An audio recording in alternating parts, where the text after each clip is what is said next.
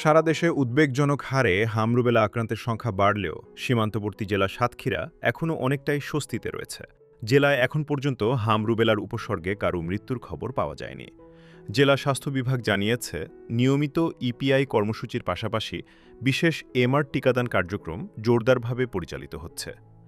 গত ২০ এপ্রিল শুরু হওয়া এই কর্মসূচির আওতায় জেলার ১,৭৮,৮১৫ জন শিশুকে টিকা দেওয়ার লক্ষ্যমাত্রা নির্ধারণ করা হয়। ইতোমধ্যে অধিকাংশ শিশুকে টিকার আওতায় আনা সম্ভব হয়েছে এবং কার্যক্রম প্রায় শেষ পর্যায়ে রয়েছে।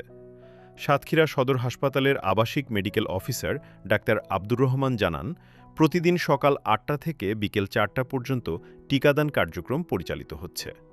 নিয়মিত শিশুদের টিকা দেওয়া হচ্ছে এবং টিকা কেন্দ্রগুলোর পরিবেশ নিয়ে অভিভাবকদের মধ্যে সন্তোষ লক্ষ্য করা গেছে।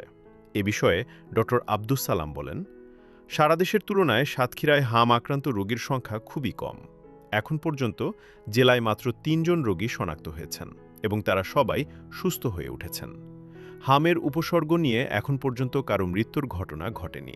তিনি আরও বলেন, আমাদের জেলাতে এইবারের এমআর ভ্যাকসিনেশন ক্যাম্পেইনে প্রত্যেকটা ডিপার্টমেন্ট, প্রতিটা এলাকার জনগণ আমাদেরকে যথেষ্ট সহযোগিতা করছে এবং সবাই স্বতঃস্ফূর্তভাবে সবাই আমাদের প্রোগ্রামে অংশগ্রহণ করছে এবং বাচ্চাদেরকে তারা নিজেরা নিয়ে এসে টিকা দিয়ে গেছে।